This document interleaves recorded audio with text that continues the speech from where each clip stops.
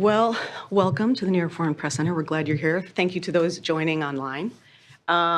We are honored to have Major General Armagost here, and who will give opening remarks shortly, but let's begin with a mission video that he's provided for us. On August 24th, 2018, the Joint Global Strike Operations Center was activated due to a need for a 21st century air operations center, one that was focused on bomber and intercontinental ballistic missile operations, as well as nuclear command, control, and communications oversight. The mission of the JGSOC is to conduct strategic deterrence operations, and on order, neutralize the enemy through global strike to protect the United States of America. Collectively, we are the warfighting air component to the United States Strategic Command and the operational arm of U.S. Bomber Forces and NC-3 assets. Moreover, we are charged with monitoring the nation's ICBM force. Within the JGSOC, there are three subordinate centers: the 608th Air Operations Center, the Joint Nuclear Operations Center, and the Standoff Munitions Application Center. The Joint Nuclear Operations Center was activated on October 15, 2018. The JNOC coordinates strategic bomber command and control, intercontinental ballistic missile alert generations, and performs Air Force-level nuclear command, control, and communications reporting. Within the center, there are 7 different divisions with a wide range of mission sets focused around bomber operations, ICBM operations, and nuclear command, control, and communication. Collectively, the JNOC functions as the center of excellence in generating and sustaining the United States' most lethal force and underpins our national security. The 608th Air Operations Center provides battle space management and situational awareness for long-range strike bombers. As a functional AOC, its mission touches every geographic theater across the globe. The 608th is made up of more than 175 active duty, civilian, and contractor positions spanning 6 unique divisions: combat planning, combat operations, air mobility, strategy, intelligence, surveillance and reconnaissance, and air communications. These divisions directly support Bomb Wings, the Joint Global Strike Operations Center, and Air Force Global Strike Command through ally and partner nation flight operations, Bomber Task Force missions, and rapid mobility deployments. The Standoff Munitions Application Center, also known as SMAC, is responsible for planning and integrating cruise missiles and joint fires into operational war plans, deliberate planning efforts, and contingency operations. SMAC provides on-call support to combatant commanders by synchronizing kinetic and non-kinetic effects designed to defeat today's robust threat systems. Our mission is to support the warfighter 24/7, 365 days a year from anywhere in the world. Our mandate is to develop an unmatched team of planners and integrators capable of wielding our nation's long-range weapons. Our center is always globally postured, trained, ready, and fully capable of enabling full-spectrum dominance for the Department of Defense. Great, thank you so much. Let me just give a quick, brief introduction for the General. Major General Jason Armagost is commander of the 8th Air Force and commander of the Joint Global Strike Operations Center, located at Barksdale Air Force Base, which is in the state of Louisiana. He's with us today to discuss strategic deterrence and the U.S. Air Force Bomber Force. My name is Melissa Wahaibi. I'll be your moderator today. So the General will give opening remarks, and then I will moderate the Q&A, which we will have for both those in the room and those online. Sir, thank you for being here. All right, thanks, Melissa. And I appreciate you all in person and on Zoom. So greetings to you all. Thanks for taking the time to be with me today. So the video actually does a really good job of representing what it is I command day in and day out. It's about 24,000 airmen working ultimately globally to provide that on-call strategic deterrent force that is intercontinentally capable, often postured around the world, either in Europe, in the Indo-Pacific, sometimes Central Command, but always within that environment, touching all of the combatant commands as defined by our unified command plan through the president. And so about 60% of last year, we had our forces outside of the continental United States acting primarily again in Europe and the Indo-Pacific, but then also again in the Central Command area and with what we call CONUS-to-CONUS flights into Africa and South America and other regions of the world. So it's really kind of points at the inherent traits and characteristics of long-range air power and how we manage it, how we allocate it to the different commanders around the world, and how they then subsequently use global strike forces to stabilize or provide on-call support for whatever activities they have going on. So really, that's kind of how I wanted to open it up and then open it up to you all for questions and interaction. So, Great. Thank you very much. all right.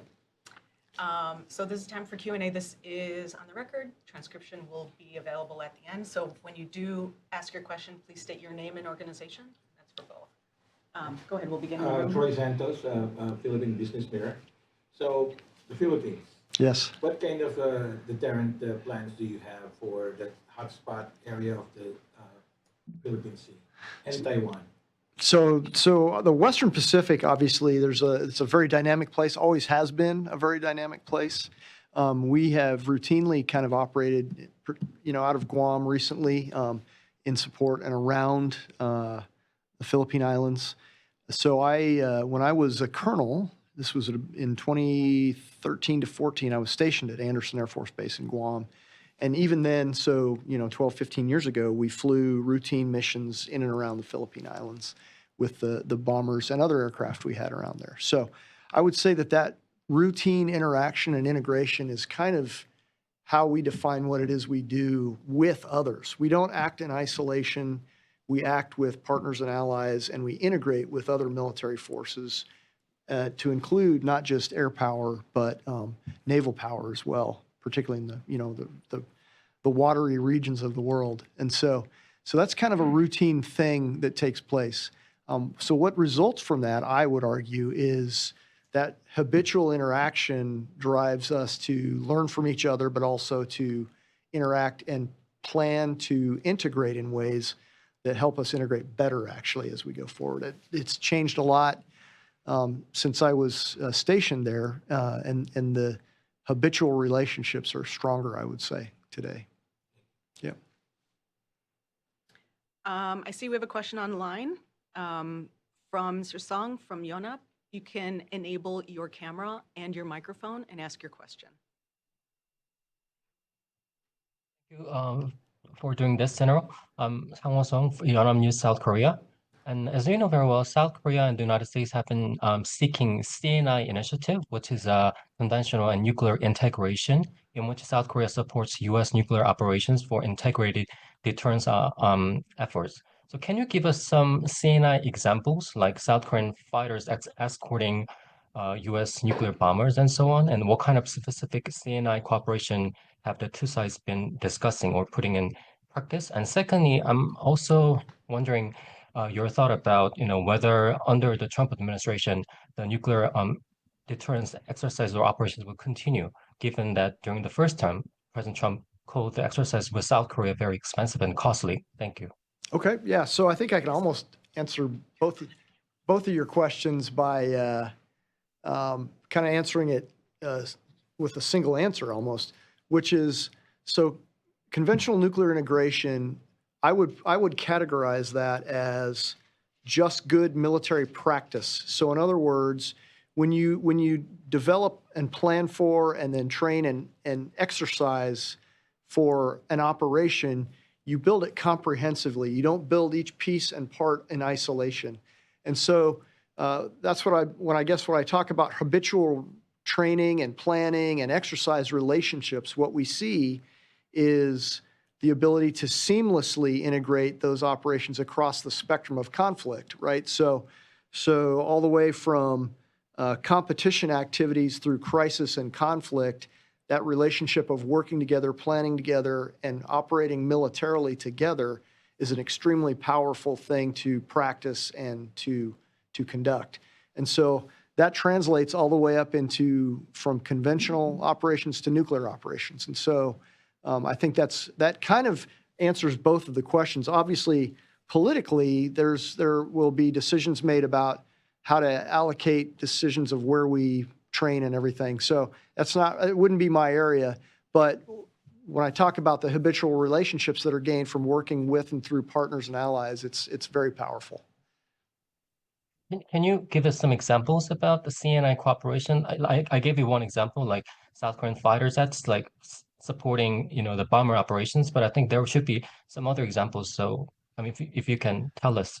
Well, so the way we treat readiness in my command with bombers is that I look at it as an ecosystem of capability that by demonstrating the ability to generate aircraft, to train crews, to have those crews interoperable with others inside of the continental United States and internationally, what that does is it drives us to a higher state of readiness.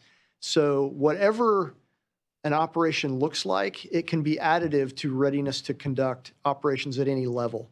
So the specific examples, it's a good one that you give, but even when we meet, for example, for a photo opportunity over a remote area, part of the world with 3 or 4 different countries all at once to get on the wing of a bomber, the complexity of that environment, the complexity of planning and executing that actually makes us more capable militarily. So that's probably a kind of a long way to answer your question, but I think the habitual relationships really matter a lot. Thank you. Any other questions? Yeah. Manik? Sir. Please state your name and org. Manik Mehta. I'm a syndicated journalist. Okay. I was, studying the speech made by the Japanese Prime Minister. He was in D.C. recently. And one of the things he mentioned was about expanding security cooperation with the U.S. But many of the Japanese reps who were there, they were talking about expanding the Quad alliance. Mm-hmm. And how realistic is it when you expand Quad? What candidates do you have in mind? Would it be South Korea or would it be the Philippines? So I'm not privy to those discussions, and I wouldn't speculate on them actually. But again, what we often see when we work with bombers and all around the world is we'll have kind of bilateral activity and then we'll have multilateral activity. And I think what you're kind of describing is a multilateral activity that I don't know if it is going to be kind of self-forming or whatever the Quad was and what it might become would be a political question. And it would be an agreement amongst nations that decide to do that. And so what we do inside of that is we take every opportunity we can to work under the guidance of the combatant commander in whose theater we're operating to interact with partners that they choose for us and then also plan with them as well. And so I would say it would play out through us, but we wouldn't be part of that discussion as to how it would form. Does that make sense? I have another question related to this. The difference between AUKUS and Quad is almost blurred. Yeah. Both in public perception, they see that one of the organizations, one of the alliances is superfluous, or rather it overlaps, each other. So could you please explain to us? Well, so one of the things I would give you an example back from the military to civilians is we are very much guilty. Probably, I would guess, internationally, the same thing happens. We have kind of our own language about how we talk about things, and we have many acronyms. So I apologize ahead of time if I use some acronyms or some jargon language. But I would say that some of that plays out, too, with regards to how we perceive allies and partners and what we call them. And so, from a military perspective, I say that we interact with all of those different potential players certainly from a bilateral perspective under the guidance of the combatant commander. But then what it becomes when it's multilateral, I guess history will kind of tell us or show us. Hi, it's Eric Peters with Kyoto News. It's a Japanese news agency. So my question is on North Korea DPRK. Do you have any concerns over DPRK's nuclear and ballistic missile programs? And if so, what are they? Yeah, so from a force-on-force perspective, militarily, when I was a brand new lieutenant flying F-16s in Japan, we were kind of relentlessly focused in that area at that time on North Korea in the 90s, in the mid-90s, when they were under different leadership and had different objectives. They were clearly driving towards a nuclear capability at that time. And obviously, there were many good reasons for the people in the region that they didn't want North Korea to have that. And so now we live in a different time, but a lot of those same concerns are still there. And militarily, obviously, we approach things to solve the military problems in support of a political objective. And so what I see, in North Korea as far as their weapons capabilities, their demonstrated capability of using them, the systems that they may or may not employ in a dynamic environment, that we study that very closely. And then we again, under the guidance of a combatant commander, would present capabilities in competition, in crisis, and in conflict, potentially, in different ways. And so, yeah, we pay very close attention to all of that. Arun Lewis from Innovation Youth Service. Recently, when they had the Aero India show in Bangalore, you had one of the units from the 34th Expeditionary Bomber Unit participate in that. In that context, how do you see those talk of interoperability and integration between the Air Forces of the US and India? How do you see that going forward? And also, do you see, how do you locate India in your overall global mission? Yeah, so that's a great example, and it just very recently happened within, I think, a week and a half ago, maybe even a little less. And so, no, it's almost a perfect example of everything I just described about interoperability and how we habitually work with other partner nations and going forward. As you might imagine, it's a very complicated thing to take a bomber aircraft and move it to different places that require, certain types of fuel. They require certain load-bearing capacities on taxiways and runway lengths and runway widths and all the details that go into doing that. And so by conducting that activity, we learn a lot from each other and we integrate better just merely as a result of doing it. And so going forward, we are, again, under the guidance of the combatant commander, always interested in exploring and expanding how we learn about how to best operate in the world. So India is part of that. And how do you specifically see these things going forward with India? Because you also have the Tiger Triumph coming up soon. Again, the combatant commander of the region would know specifically how to answer that because, they work together, they plan with Indian armed services, they understand what's possible and what their ultimate objectives are from a military to military perspective. And so answering that specifically gets tricky, but again, we learned a lot from Aero India. We had gone, I think, 2 years prior to that, I think 2023, 2024, 23, yeah. So 2023, we had also done an air show there in India. And so we learn more every time. I think we did it better this time because we did that one in 2023. And so, those kind of relationships build over time. Thank you. Yeah. So. Go ahead. Okay. I'm Jukka Lehtinen. I'm from Finnish business newspaper Kauppalehti. And I would like to ask, just recently, in a few years, Sweden and Finland joined into NATO. what kind of operations have changed after that, your operation in that area? And also, is there something strategic or something happening in Arctic area, what you are doing? I think you're seeing a lot of attention in the Arctic regions right now, in the Nordic countries and the Baltic countries as well. And so there's a lot of attention on that. One of the things I think is most interesting and I'm most proud of in my time in this job, actually, is when Sweden and Finland came into NATO in, I think it was in March of last year, maybe it's February. Yeah, so we did a CONUS-to-CONUS mission from 2 aircraft, so a B-1 and a B-52 flew from the United States, met and flew over Stockholm for the accession into NATO. And then flew back to the United States.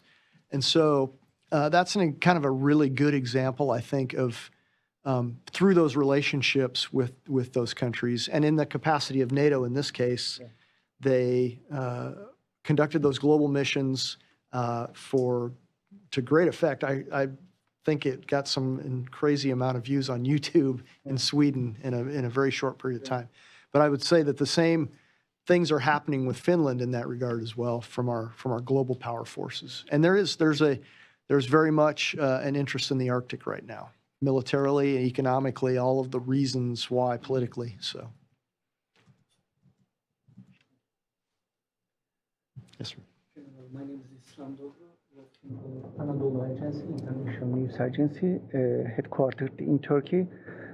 I would like to sort of follow up the last question and bringing the topic to Europe and Middle East if possible.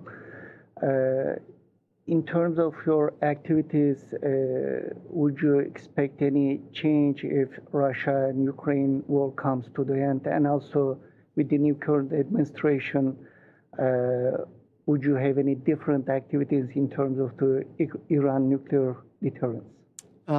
Those are all things we look at and we continue to plan with and around, depending on what's going on in the world. Again, with the global forces we have, we're on call for literally every part of the world, every corner of the world at any given time. And so the decision about how to allocate where we go and who we interact with happens at a very high level.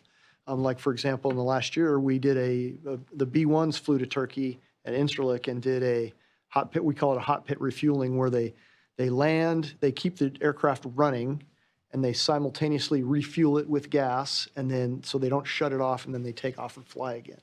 And so that was just done last year at Incirlik. And so, obviously the Black Sea region and with Iran, Turkey, and Romania, Bulgaria, and Ukraine, that's a very strategic area and always has been, and I'm sure geopolitically it always will continue to be that. And so to your point, though, I think it's a very good point. The European command commander, and the Central Command commander both interact on a daily basis because of that seam or that intersection of those two combatant commands. And so I think, we pay very close attention to all of that. And we're ready for whatever we're asked to do on that. So. I have another question. Yeah. So New START is set to expire in less than a year.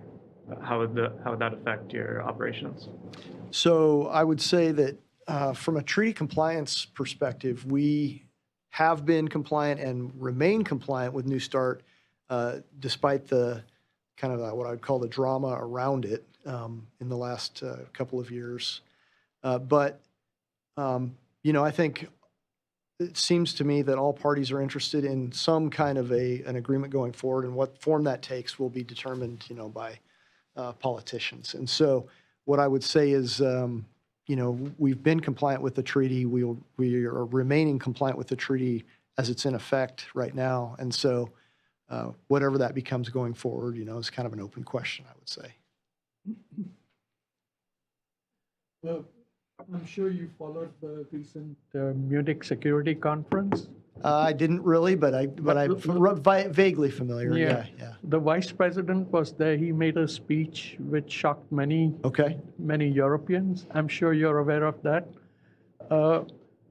Now, many of the European members of NATO almost all of them, they are getting ideas about becoming autonomous, by which the implication is that when you go autonomous, you are within yourselves, within Europe, and exclude non-geographic partners.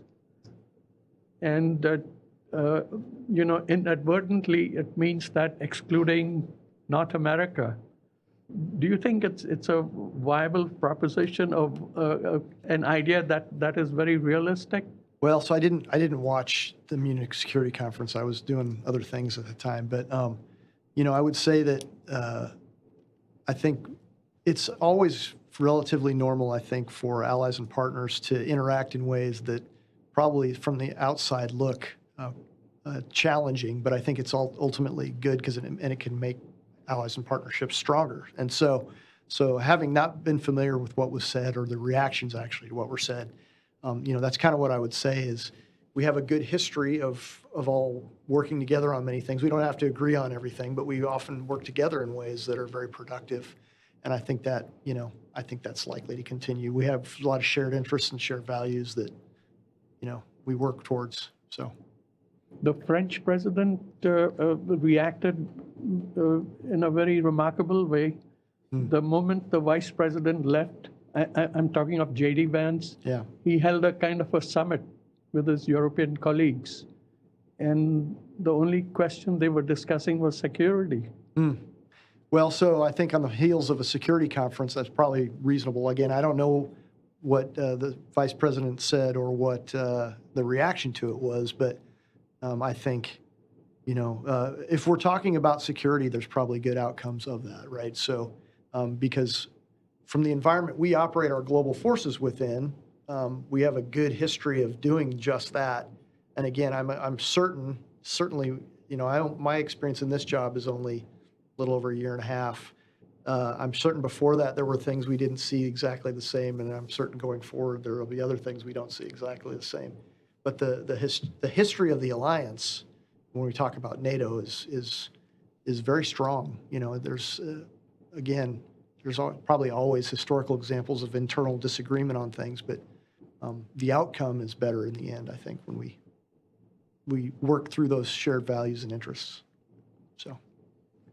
Sir, we received a question via chat. He's having a little technical difficulty, so okay. Let me ask it on his behalf. He's on Zoom. His name is Don Yu, reporter with the China Review News Agency out of Hong Kong. Recently, China tested 2 new types of jet fighter and caused attention of Western analysts. How do you evaluate this new development regarding the strategic deterrence? How is NGAD program of the U.S. going on? Okay, so I saw those photos of those from that air show, or I can't remember what the event was where they had those flying, but no. So, military competition is kind of an eternal thing. It's not. There are often surprises. There are new things. There are. We reveal capabilities. We do things, we plan, we restructure ourselves, we organize, train, and equip ourselves in different ways, just as every international competitor would do. And so I tend to not be surprised when new capabilities are revealed. And I'm also driven on, within my command, what we do is we provide global forces with range, payload, and access for global operations for combatant commanders. And so what remains true through whatever competitive activity takes place are those things for me. And we figure out ways to deal with however that looks going forward. I think that the Biden administration deferred a decision on the next generation air defense for us. And I think with the opportunity to let the Trump administration make that decision. So I would say that remains to be seen. So. How many aircraft do you have? 140 between a B-1, B-52, and B-2. And right now, we also have a modernization program going on for the B-52, which is going to become the B-52J, which is engines and avionics and some subsystems to modernize it. And then the B-21 is going to ultimately replace the B-1 and the B-2. So ultimately, we'll be a two bomber fleet force going forward. Is there a way where journalists can visit the airbase? I'm sorry, say that again? Is there a way for the journalists to visit the airbase? I'm sure there's our PA experts can. He knows all the ways to do that. Short answer, yes. We received a couple pre-submitted questions. I'll offer one to you, Okay. considering we have a couple more minutes. This is from Mohammed Marif from Egypt. How do U.S. nuclear deterrence policies affect Middle East stability? How does China-Russian military expansion impact America's deterrence strategy in the region? Okay. The second portion of that is also specific to the Middle East, I'm guessing? Yes, sir. Okay. So I would kind of go back to the competition piece of what I just said with regards to, competition, whether it's explicitly talked about as an activity or not, is constantly taking place. It's kind of the example you just gave of China revealing 2 new fighter systems. What is the activity of competition from a military perspective? It is if there is a perceived weakness of someone who has an interest that is contrary to yours or has values that are different than yours, and you find ways that you think you can expand your interests into that space, then you find ways to do that. And so that activity of competition also relates to nuclear. In fact, I would say our understanding of competition through the Cold War was elevated significantly as a result of one of the side, if you want to call it a benefit of a nuclear competition. We understand what that means. And I would offer, when I say we, I would say the international community understands better what that means. Now, the complexities that come from a multipolar or not just a bipolar Cold War that affects many on the periphery who may have not necessarily been part of either the Soviet Union or the United States, but were chosen partners or allies or choosing which side to be on. That dynamic is spun significantly or increased significantly when you have multiple players in that arena. So the nuclear aspects of competition in the Middle East would be complicated immensely if Iran had a capability, and that has been the explicit desire that they do not have a capability. So militarily, we plan for all eventualities. We can react no matter what ends up happening, and we will be, available for use in whatever scenario. So that's kind of how I would answer that. Sure. Eric? All right, so I have a question on so last year the U.S. warned about the prospect of a nuclear weapon in space or other type of weapon of mass destruction. What is your current assessment on that? What is your position on that?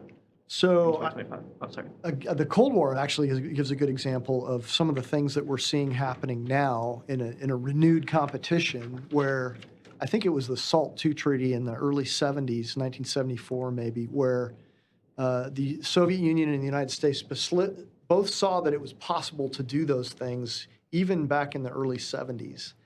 And they explicitly said, we are not going to conduct that. We are not going to do that. So I think it is militarily very problematic if someone takes that step to do that. And so, we, from a military perspective, we have to find ways to address whatever the eventualities are. And so politically or from a treaty perspective, then that's a separate question.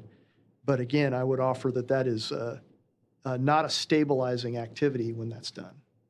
It creates dynamics for escalation that are very problematic. Do you view Russia as taking that step to put a nuclear weapon in space? I don't know what the current assessment is as far as what's out there, but I think Russia, again, we learned this from the Cold War, and we had a very good shared understanding of what, for example, what a triad meant with intercontinental ballistic missiles, submarine-launched ballistic missiles, and bomber forces, knitted together with a strategic command and control capability that provided for the use and control of those forces. One of the big concerns about a nuclear weapon in space is what that does to the binding elements of the nuclear command and control. And it takes away some of the time aspects of military decision making. And so that's a very destabilizing kind of thing. And I would think anyone who would do that would understand exactly what that meant. We have time for maybe 1, 2 more questions if anybody has any. Hypersonic. Yes. Do you have any plans on deterring hypersonics? So hypersonic missiles, it's another good one actually that is relative to Cold War. So a ballistic missile, like an intercontinental ballistic missile, is actually much faster than a hypersonic missile. So what makes a hypersonic missile different is the way, the flight profile that it takes, and what it attempts to do through that flight profile is to potentially defeat warning systems.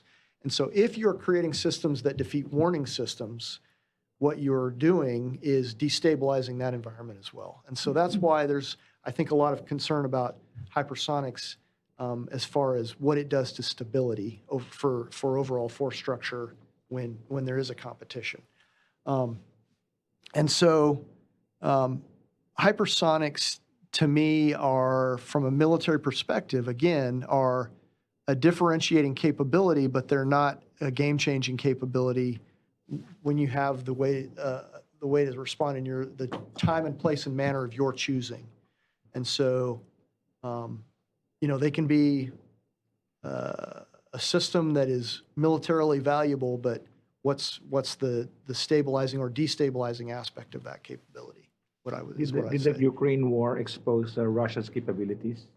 So I think, if you look at the systems that they used in the conduct of that war, I think quite often they were put in that situation because they had run out of the more traditional systems they would have wanted to have used, and they had expended them, and to lesser effect probably than they intended, they thought they would get from them. And so I think to a certain extent, it took a little bit of the shine off the hypersonic system as a game-changing system. And it is, in fact, a weapons delivery platform similar to a short-range ballistic missile, for example. It just does it in a slightly different way. So, Thank you. Yeah. This is regarding the use of drones, which in some ways have drastically changed the way the war is conducted from the air. How do you see that, as something that you would be able to deal with, or is it something else, some other authority? Yeah, so I think the Russia-Ukraine war has brought a lot of attention to that, and for in some ways, I've heard it termed it's the first drone war. I think what we most have to be careful with, from our perspective, from Global Strike Command's perspective, is that we don't learn the wrong lessons from that action. We would not have conducted our military operations in the same ways, and so don't presume that the same outcomes would be needed or derived from drone activity. Now, so look at what the drone traits and capabilities are and determine how we might use or defend against those same kinds of things. So those are all the kind of things we're doing now. We've been doing that for a while, but I think we are kind of at an inflection point where, because of the Russia-Ukraine conflict, it's now real and very ubiquitous, and so it has to be dealt with directly. We have time for one more. Mr. Song, if you want to ask your question, please enable your mic again and your video. Thank you. Thank you. I have one question about President Trump's plan on Iron Dome. And if you look at the executive order, then there's an element about the protection of allied territories. So do you think that there's a possibility that Trump might consider deploying more THAAD system or other, anti-missile system in South Korea? I'm sorry, what was you said like an acronym or something at the very beginning, and I missed what it was. Like the executive order on something, I missed that. On Iron Dome plan?